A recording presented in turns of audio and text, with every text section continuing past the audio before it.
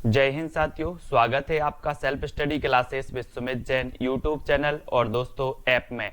दोस्तों बहुत सारे स्टूडेंट को ऐप डाउनलोड नहीं करते बन रहा है या फिर कर भी लिया है तो कोर्स भी नहीं देख पा रहे हैं।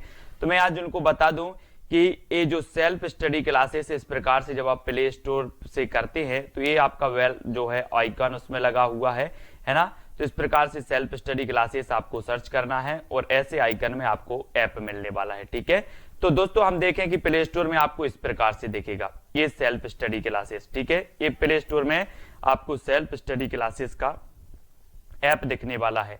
ठीक है, ये इमेज उसमें डली है, ये आइकन, ये लोगो उसमें डला है। ठीक है, अब दोस्तों इसको इंस्टॉल करना है, यहां से आप इंस्टॉल करेंगे।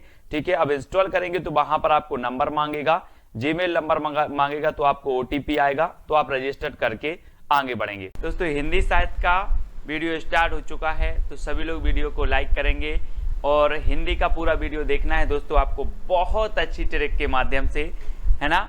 और हमारा रोज सुबह 9:30 बजे ट्रिकी वीडियो आता है हिंदी साहित्य का, जिसमें हम प्रश्नों को याद करते हैं, रचनाओं को याद कर सकते हैं, कवियों को, सभी कुछ याद करते हैं हिंदी साहित्य का। ठीक है, तो रोज सुबह 9:30 बजे देखना ना भूलें हिंदी का ट्रिकी वीडियो। स्टार्ट करते हैं दोस्तों। जो भी साथी अभी तक सब्सक्राइब नहीं किए हैं चैनल को वो सब्सक्राइब कर लेना, वीडियो को लाइक करना है और शेयर करना है। पहले आपका टेस्ट होगा, फिर आपको ट्रिक भी बताई जाएगी। तो जल्दी से आपको बताना है जगत दुनियत के रचनाकार कौन है।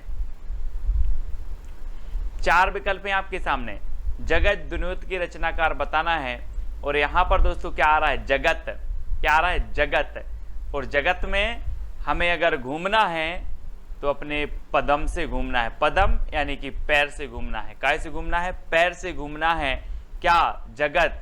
तो जगत दुनियत के रचनाकार कौन होंगे, कौन होंगे, पदम से घूमना है तो पद्माकर। ठीक है, और दोस्तों पद्माकर का संबंध कहां से है, सागर से।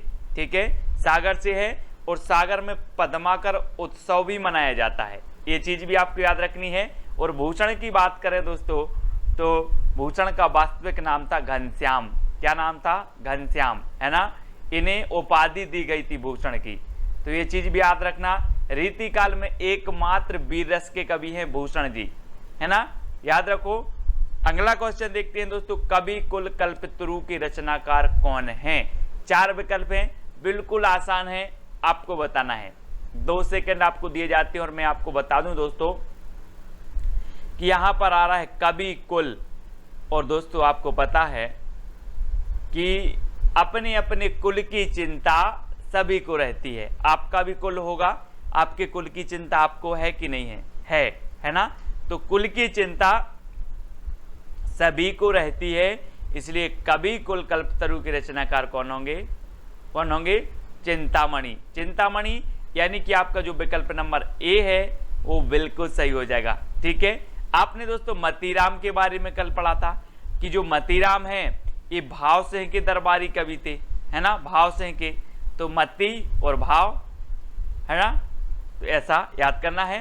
रीति संप्रदाय के प्रवर्तक कौन है दोस्तों, रीति संप्रदाय आपने पढ़ा है ना, अलंकार संप्रदाय, रीति संप्रदाय, रस संप्रदाय, ये सभी आपने पढ़े हैं। अब एक चीज बताना दोस्तों, आपने देखा होगा कि जो बामन लोग होते, बामन यानी पंडित लोग, है ना, वो क्या करते हैं, रीति रीति से पूजन करवाते हैं। कौन, बामन लोग। पंडित को बामन बोला जाता है ना, और बामन लोग रीति रीति से पूजन करवाते हैं भगवान का। ठीक है, तो रीति रीति से करवाते हैं, तो रीति संप्रदाय के जो प्रवर्तक होंगे कौन करवाते हैं, बामन करवाते हैं। तो बामन, है ना, रीति संप्रदाय के प्रवर्तक हैं बामन, याद रख लेना है आपको। ठीक है, और भामह जो है ये अलंकार संप्रदाय के प्रवर्तक हैं।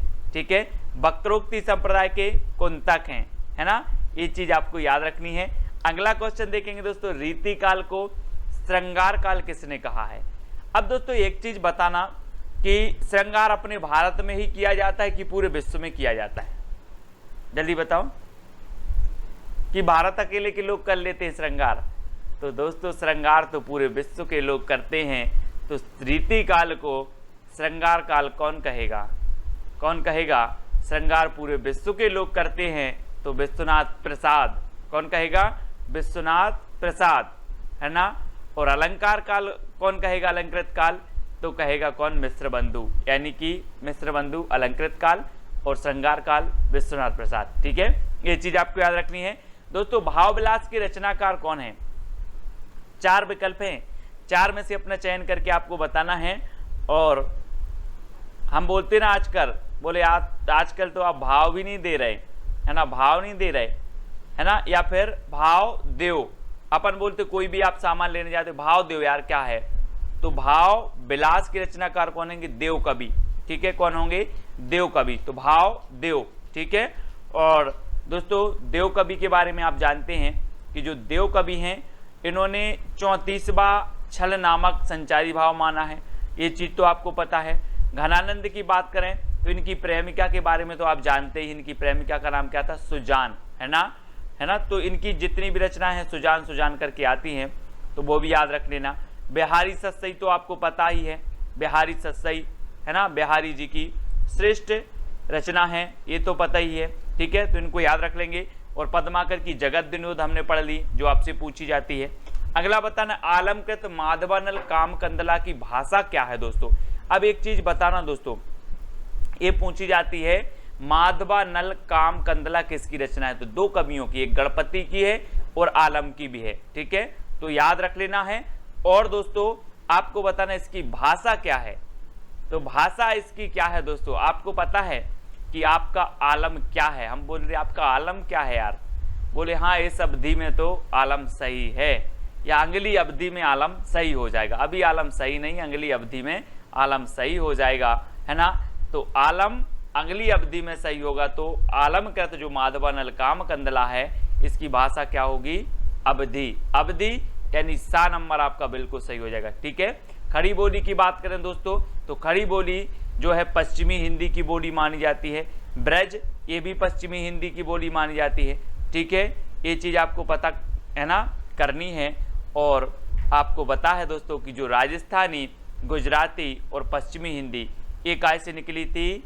सौरसेनी अपभ्रंश से। ठीक है, और अवधि काय की है? पूर्वी हिंदी की। अवधि, बघेली, छत्तीसगढ़ी ये पूर्वी हिंदी की मानी जाती हैं। ठीक है, तो ये चीज आपको याद रखनी है। फिर आपको बताना, जैसे कंता घर रहे तैसे रहे विदेश, ये पंक्ति किसकी है दोस्तों? प्रेमघन की, भारतेंदु की, राधा कृष्ण की या प्रताप नारायण मिश्र? एक चीज बताना, जैसे घर रहे वैसे विदेश रहे, मतलब व्यक्ति का प्रताप जैसा घर में है वैसा ही विदेश में है। क्या? प्रताप। तो जैसे कंता घर रहे तैसे रहे विदेश, है ना। चाहे घर में हो तो प्रताप वही होगा, विदेश में हो तो भी प्रताप वही होगा। तो प्रताप नारायण मिश्र ये इनकी पंक्ति है, याद रख लेना। जैसे कंता घर रहे तैसे रहे विदेश, प्रताप नारायण मिश्र। ठीक है, अगला बताना है दोस्तों आपको, हिंदी साहित्य में महाप्राण शब्द किसके लिए प्रयोग किया जाता है? 4 विकल्प हैं दोस्तों, बहुत ही बढ़िया है ना। और आपको पता है क्रांतिकारी कवि भी इन्हें कहा जाता है ना। और छंद मुक्त रचना इनकी एक जूही की कली है। ठीक है, और सबसे ज्यादा विरोध हुआ तो वो इन्हीं का हुआ है। और महाप्राण कहा जाता है किसे? निराला को। अब दोस्तों एक बताना, प्राण हो तो ठीक है, बात मान ले प्राण, लेकिन महाप्राण तो कोई निराला व्यक्ति ही होगा जिसे महाप्राण कहा जाएगा, कि सामान्य ऐसे ही व्यक्ति को कह दिया जाएगा? नहीं, कोई निराला व्यक्ति है और वो है सूर्यकांत त्रिपाठी निराला, छायावाद के आधार स्तंभ। ठीक है, जूही की कली इनकी प्रथम छंद मुक्त रचना मानी जाती है। महावीर प्रसाद द्विवेदी ने सरस्वती पत्रिका में प्रकाशित करने से मना कर दिया था जूही की कली को। और दोस्तों बाद में ये रचना इतनी प्रसिद्ध हुई कि निराला जी की प्रसिद्धि का कारण बनी जूही की कली। ठीक है, याद रख लेना है। महावीर प्रसाद द्विवेदी की संपत्ति शास्त्र आपको याद रख लेना। 1903 में ये सरस्वती के संपादक बने, 1920 तक ये रहे। ठीक है, द्विवेदी जी के नाम पर द्विवेदी युग का नाम भी पड़ा, ये चीज भी आपको याद रखना। गया प्रसाद शुक्ल स्नेही की बात करें तो इनका जो उपनाम है वो क्या है? त्रिशूल। त्रिशूल इनका उपनाम है, गया प्रसाद शुक्ल स्नेही। ठीक है, इनको याद रखेंगे। और मैथिली शरण गुप्त तो आपको पता ही है दोस्तों, है ना। भारत भारती इनकी श्रेष्ठ रचना मानी जाती है। और दोस्तों इन्हें राष्ट्र कवि भी कहा जाता है। अगला बताना, कोर्ट मार्शल नाटक के रचनाकार कौन है? Court martial. अब एक चीज बताना दोस्तों कि अगर आपका कोई मुकदमा चल रहा है तो आप यहीं देश के कोर्ट में जाओगे कि विदेश जाओगे, स्वदेश जाओगे कि विदेश जाओगे कोर्ट में? आपका मामला यहीं चलेगा ना स्वदेश के कोर्ट में, तो कोर्ट मार्शल स्वदेश दीपक, है ना, कोर्ट मार्शल स्वदेश दीपक, क्योंकि हमें स्वदेश के कोर्ट में जाना है, विदेश के कोर्ट में नहीं जाना। यानी कि आपका जो 1 नंबर है वो बिल्कुल सही हो जाएगा। ठीक है, एक रचना पूछी जाती है जो दोस्तों विजय तेंदुलकर जी की, कौन सी? सखाराम बाइंडर। मैंने आपको याद करवाई थी, कैसे याद करवाई थी, कैसे याद करवाई थी कि जो विजय तेंदुलकर से हमें याद आ जाता सचिन तेंदुलकर, है ना, और सचिन तेंदुलकर जब टीम में खेलते थे तो सभी से सखा भाव, सखा जैसा प्रेम करते थे, है ना, सखा जैसे रहते थे। तो सखा बाइंडर विजय तेंदुलकर। ठीक है, ये चीज आपको याद रखनी है। कोर्ट मार्शल तो याद हो गई आपको, स्वदेश दीपक। ठीक है, अगला बताना दोस्तों बकरी नाटक के रचनाकार कौन है? बकरी, बकरियां रहती ना जो अपने गांव में आपने देखी बकरियां, है ना, तो बकरी नाटक के कौन है? 4 विकल्प हैं दोस्तों, और कितनी बकरी हैं पूरे देश में इसका आपको कैसे पता चलेगा? कैसे पता चलेगा? जब चलेगा जब इनका सर्वे होगा। क्या होगा? सर्वे होगा। तो बकरी का सर्वे करवाना है, तो बकरी नाटक की रचयिता कौन होंगे? सर्वेश्वर दयाल सक्सेना। ठीक है, आधे अधूरे रचना जो है वो किसकी है? मोहन राकेश की है, आधे अधूरे, है ना।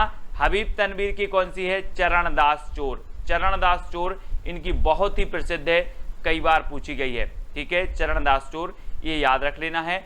और बकरी नाटक किसका है? तो सर्वेश्वर दयाल सक्सेना जी का है। ठीक है, अगला बताना दोस्तों छल क्षण बोले कण मुस्काए। ये इसके रचनाकार कौन है? धर्मवीर भारती जी हैं, महादेवी वर्मा है, कन्हैया लाल मिश्र प्रभाकर हैं, या फिर नामवार से हैं। तो 2 सेकंड में आप अपने उत्तर का चयन करेंगे और आपका बिल्कुल सही आंसर होगा कि अगर आपको कन्हैया जी के दर्शन हो जाएं या फिर आपके आंगन में कन्हैया जी आ जाएं, कन्हैया जी, तो क्षण बोले कण मुस्काए, है ना। कण कण क्या करने लगेगा? मुस्काने लगेगा। अगर कन्हैया जी आ जाएं तो कण कण मुस्काने लगेगा। तो क्षण बोले कण मुस्काएं, क्योंकि कन्हैया आ गए तो कन्हैया लाल मिश्र प्रभाकर की रचना है क्षण बोले कण मुस्काए। ठीक है, बात कर लेते हैं महादेवी वर्मा जी की। मैंने आपको कई बार बताया है, महादेवी वर्मा जी को यामा के लिए एकमात्र ऐसी कवित्री थी जिन्हें ज्ञानपीठ पुरस्कार किसी रचना के लिए ज्ञानपीठ पुरस्कार मिला, है ना। तो याद रख लेना है, ऐसा भी क्वेश्चन पूछा जाता है कि हिंदी साहित्य में ऐसी कौन सी एकमात्र कवित्री हैं जिन्हें किसी रचना के लिए ज्ञानपीठ पुरस्कार मिला, तो वो महादेवी वर्मा ही है। ठीक है, ये चीज भी याद रखनी है दोस्तों। निबंध कृति आलोक पर्व के रचनाकार कौन है? आलोक पर्व बताना है। 4 विकल्प हैं और 4 में से उत्तर बताना है, और आपका बिल्कुल सही आंसर क्या हो जाएगा दोस्तों? एक चीज बताना कि हमारे देश में कितने पर्व हैं, गिन के बताओ। तो दोस्तों आपने कहा सर देश की बात है तो हमारे देश में हम नहीं गिन पाएंगे कितने पर्व हैं, वो तो हजारों पर्व हैं। कितने पर्व हैं? हजारों पर्व हैं। तो आलोक पर्व के जो रचनाकार होंगे वो कौन होंगे? हजारों पर्व हैं तो हजारी प्रसाद द्विवेदी। ठीक है ना, याद रख लेना है। श्रेष्ठ साहित्यकार हैं दोस्तों हिंदी साहित्य के। हिंदी साहित्य के आदिकाल को इन्होंने आदिकाल कहा, है ना। हिंदी साहित्य की भूमिका इनकी रचना है हिंदी साहित्य का आदिकाल, हिंदी साहित्य का उद्भव एवं विकास। ठीक है, और दोस्तों एक इनकी रचना पूछी जाती है, मैंने आपको याद करवाई थी, अशोक के फूल। ठीक है, अशोक के फूल इन्हीं की रचना है, द्विवेदी जी की, है ना। और आलोक पर्व भी है। इनका हजारी नाम है, मतलब 1000 से आपको याद रख लेना है। ठीक है, 1000 से इनकी बहुत सारी रचनाएं याद हो जाती हैं, जैसे आलोक पर्व हमारे देश में 1000 हैं, तो हजारी प्रसाद द्विवेदी। अशोक के फूल, तो अशोक के फूल, भाई अशोक का फूल है तो अशोक में एक फूल तो फूलेगा नहीं, हजारों फूल फूलेंगे, तो अशोक के फूल हजारी प्रसाद द्विवेदी। ठीक है, इस प्रकार से हम याद रखते हैं, है ना। अगला आपको बताना है दोस्तों, आधुनिक हिंदी साहित्य की सर्वाधिक लोकप्रिय विधा कौन सी है? सर्वाधिक लोकप्रिय विधा बताना है ना। विभिन्न प्रकार की काव्य विधाएं होती हैं दोस्तों, कहानी विधा है, उपन्यास विधा है, नाटक विधा है, कविता विधा है, कुछ मुख्य विधाएं होती हैं, कुछ गौण विधा होती हैं, है ना। लेकिन यहाँ पर आपको बताना है कि जो सर्वाधिक प्रसिद्ध विधा है वो कौन सी है। तो याद रखना वो कौन सी विधा है? कहानी विधा। कौन सी है? कहानी। आप किसी को भी कहानी सुनाओ वो मंत्र मुग्ध हो जाता है ना। तो हिंदी साहित्य की सबसे प्रसिद्ध जो विधा मानी जाती है वो कहानी विधा मानी जाती है। और अगला क्वेश्चन आपको बताना है, प्रेमचंद का वास्तविक नाम क्या था। कल हमने प्रेमचंद के बारे में पढ़ा था दोस्तों कि इनके उपन्यास हैं सेवा सदन, कर्म भूमि, गबन, निर्मला, है ना, गोदान, इस सारी की सारी इनकी रचना है। और इनका एक जो रचना है, एक कौन सा, मंगलसूत्र। मंगलसूत्र इनका अधूरा उपन्यास माना जाता है, अधूरा उपन्यास मंगलसूत्र प्रेमचंद जी का। और दोस्तों इनका जो वास्तविक नाम था वो क्या था, क्या था, प्रेमचंद जी ने कहा कि धन का मुझे क्या करना है, धन का मुझे क्या करना है, मुझे तो प्रेम मिलता रहे। तो धनपत राय इनका नाम था। क्या नाम था इनका, वास्तविक नाम था धनपत राय, है ना। और जब इनकी सोजे वतन अंग्रेजी सरकार द्वारा जब्त हो गई तो फिर दोस्तों एक किस नाम से लिखने लगे थे, नवाब राय नाम से, है ना, नवाब राय। तो ये चीज भी आपको याद रखनी है, नवाब राय, है ना, नवाब राय नाम से ये लिखते थे। लेकिन जब इनकी वो सोजे वतन जब्त हो गई थी तो ये प्रेमचंद नाम से लिखने लगे थे ना। दया प्रकाश नारायण द्वारा ये नाम दिया गया था प्रेमचंद, ऐसा है, ठीक है, तो याद रखना है। अगला बताना है, मनोविश्लेषणवादी कहानीकार हैं तो कौन है। ये क्वेश्चन हमेशा पूछा जाता है दोस्तों, मनोविश्लेषणवादी कहानीकार बताना है। तो एक चीज बताना दोस्तों कि आपने देखा होगा, कहा क्या देखा होगा, इस संसार के बहुत सारे लोग क्या करते हैं, जोश में आ जाते हैं। कैसे आ जाते हैं, जोश में आ जाते हैं। बोले जिस संसार के जितने लोग जोश में आते हैं उनका मनोविश्लेषण करो, क्यों आते हैं ये जोश में, क्यों आते हैं ये जोश में, इनका मनोविश्लेषण करो। तो ईलाचंद्र जोशी, ईलाचंद्र जोशी ये मनोविश्लेषणवादी कवि माने जाते हैं, कहानीकार माने जाते हैं। यानी कि जो आ नंबर है वो आपका बिल्कुल सही हो जाएगा, ठीक है, ये चीज आपको याद रखनी है। और आपने कल पढ़ा था अपनी खबर, अपनी खबर आत्मकथा किसकी है, तो अपनी खबर किन्हें नहीं रहती, उग्र लोगों के लिए नहीं रहती, उग्र, है ना, तो उग्र, तो पांडे बेचन शर्मा की आत्मकथा का नाम है अपनी खबर, ये अपन ने कल पढ़ा था, तो इसको भी अपन याद रख लेंगे। अगला बताना दोस्तों, पीली छतरी वाली लड़की, ये आपको बतानी है। तो कल अपन ने पढ़ा था पीली आंधी, कल अपन ने क्या पढ़ लिया था, पीली आंधी। और पीली आंधी कहां पर आती है, खेतन में आती है, खेतन में, है ना, खेतन में। तो प्रभा खेतान, प्रभा खेतान की पीली आंधी पढ़ ली थी। अब पीली छतरी वाली लड़की के रचनाकार बताना है।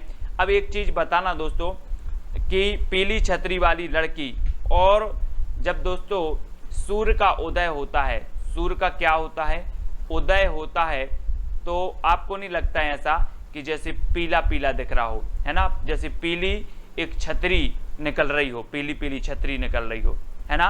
तो पीली छतरी वाली लड़की का क्या हो रहा है, उदय हो रहा है, तो उदय प्रकाश, ठीक है, उदय प्रकाश याद रख लेना, उदय प्रकाश, पीली छतरी वाली लड़की, इसके रचनाकार है उदय प्रकाश, ठीक है, बी नंबर आपका बिल्कुल सही हो जाएगा, है ना। और कवियों का कवि कहा जाता है दोस्तों शमशेर बहादुर को, कैसे, शमशेर बहादुर को कहा जाता है कवियों का कवि, है ना, याद रख लेना। और कैन का कवि कहा जाता है केदारनाथ अग्रवाल को, केदारनाथ अग्रवाल को, ठीक है, ये चीज भी याद रखनी है। और शमशेर बहादुर को कवियों का कवि कहा जाता है। अगला बताना, शैतान मंडली की रचनाकार कौन है, शैतान मंडली।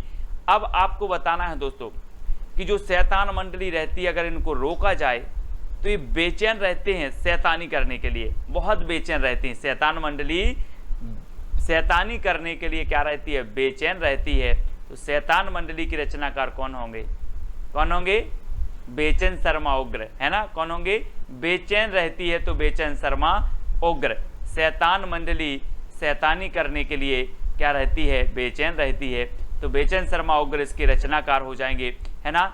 एक तांबे के कीड़े करके रचना है दोस्तों, तांबे के कीड़े, तांबे के कीड़े, है ना, ये किसकी है, भुवनेश्वर कुमार की है, ये भी आपको याद रख लेना है। तांबे के कीड़ों से क्या बनाना है, भवन बनाना है, भवन, तो भुवनेश्वर, है ना। और इनकी रचना तो आपको पता ही है, तमस, ठीक है, भीष्म साहनी की एक रचना है तमस, जो हमेशा पूछी जाती है, इनको भी याद रखनी है। अगला बताना दोस्तों, नदी के दीप के रचनाकार कौन है, तो 4 विकल्प हैं। और नदी के दीप आपने कई बार पढ़ी है कि नदी में कितने दीप हैं, अग्गे, अग्गे, है ना, तो नदी के दीप अग्गे, ठीक है, याद रखना। पंत को तो आपको पता है दोस्तों, इन्होंने प्रगतिवाद को क्या कहा, युग की वाणी कहा, प्रगतिवाद। इनकी एक रचना है युग वाणी, किसकी? पंत जी की। और इन्होंने प्रगतिवाद को कहा था युग की वाणी। कभी आपसे क्वेश्चन पूछा जाए कि प्रगतिवाद को युग की वाणी किसने कहा, तो युगवाणी कहा पंत जी ने। ठीक है, सुमित्रा नंदन पंत प्रकृति के चेतेरे कवि कहे जाते हैं, ये चीज भी आपको याद रखनी है। और भारतेंदु जी के बारे में तो आपको मैं कई बार बता चुका हूं कि 1850 में इनका जन्म हुआ, 1885 में इनकी मृत्यु हो गई थी। किसकी? भारतेंदु जी के। इनके नाम पर जो प्रथम युग का नाम पड़ा आधुनिक काल के, वो क्या पड़ा है ना? भारतेंदु। अमृतलाल लांगर की एक रचना बहुत ही प्रसिद्ध है दोस्तों, खंजन नयन। खंजन नयन कई बार पूछी जाती है, अमृतलाल लांगर की है। ठीक है, अगला क्वेश्चन आपको बताना, प्लेग की चुड़ैल कहानी किसकी है? भगवान दास की है, रामचंद्र शुक्ल की है, किशोरी लाल गोस्वामी की है, या फिर वृंदावन लाल वर्मा की है? प्लेग की चुड़ैल। अच्छा दोस्तों, एक चीज बताना कि अगर किसी को चुड़ैल, अपन बोलते ना कि यार उसको चुड़ैल लग गई थी, बोल देते हैं। अगर किसी को चुड़ैल लग जाए तो कहाँ पहुंच जाना? भगवान के पास पहुंच जाना, सारी की सारी चुड़ैल उतर जाएंगी, है ना? अपन बोलते ना यार भगवान के पास ले चलो, भूत उतर जाएंगे इसके, तो सारी की सारी चुड़ैल उतर जाएंगी। कहाँ ले जाना है? भगवान के पास। तो भगवान दास, प्लेग की चुड़ैल इनकी रचना हो जाएगी। ठीक है, सभी लोग याद रख लेना, हिंदी का पाणिनि कहा जाता है किसे? किसे कहा जाता है हिंदी का पाणिनि? किशोरी लाल गोस्वामी, है ना? याद रख लेना है, हिंदी का पाणिनि इन्हें कहा जाता है, किशोरी लाल गोस्वामी को। और वृंदावन लाल वर्मा की एक रचना है दोस्तों, मृगनयनी। ठीक है, मृगनयनी याद रखना है। ठीक है, इनकी रचना मृगनयनी है। और ऐतिहासिक उपन्यासकार माने जाते हैं कौन? वृंदावन लाल वर्मा। ठीक है, याद रखना है, सभी लोग याद रखेंगे। और अगला क्वेश्चन बताना है, उदंत मार्तंड के संपादक कौन थे? दोस्तों आपको पता है कि हिंदी का जो प्रथम समाचार पत्र था वो कौन था? उदंत मार्तंड था। ठीक है, और ये कब प्रकाशित हुआ? तो ये प्रकाशित हुआ 1826 में। ठीक है, कहाँ से प्रकाशित हुआ? तो ये हुआ कलकत्ता से। कहाँ से प्रकाशित हुआ? कलकत्ता से। ठीक है, और ये कैसा था? तो ये साप्ताहिक था, याद रख लेना, ये साप्ताहिक था, ये याद रखना। अगर आपसे पूछा जाए हिंदी का प्रथम साप्ताहिक समाचार पत्र कौन था, तो आप बताना उदंत मार्तंड। हिंदी का प्रथम समाचार पत्र कौन था, तो आप बताना उदंत मार्तंड। ठीक है, इसके संपादक कौन थे? तो जुगल किशोर थे। ठीक है, क्योंकि किशोर लोग क्या करते हैं? उदंत करते हैं, उदंड, है ना? उदंड होते हैं किशोर लोग। कैसे होते हैं? उदंड। तो उदंत मार्तंड के जो संपादक थे वो कौन थे? जुगल किशोर। ये चीज 1826 में आपकी एक क्या निकली? उदंत मार्तंड निकला। फिर दोस्तों एक पत्रिका निकली थी, कौन सी? बंगदूत। आपको पता होगा बंगदूत। कहाँ से बंगदूत निकली थी? कब निकली थी ये? 1829 में निकली थी बंगदूत। फिर हिंदी का प्रथम दैनिक समाचार पत्र कौन सा था? समाचार सुधावर्षण। कौन सा था? समाचार सुधावर्षण। ठीक है, कब निकला ये?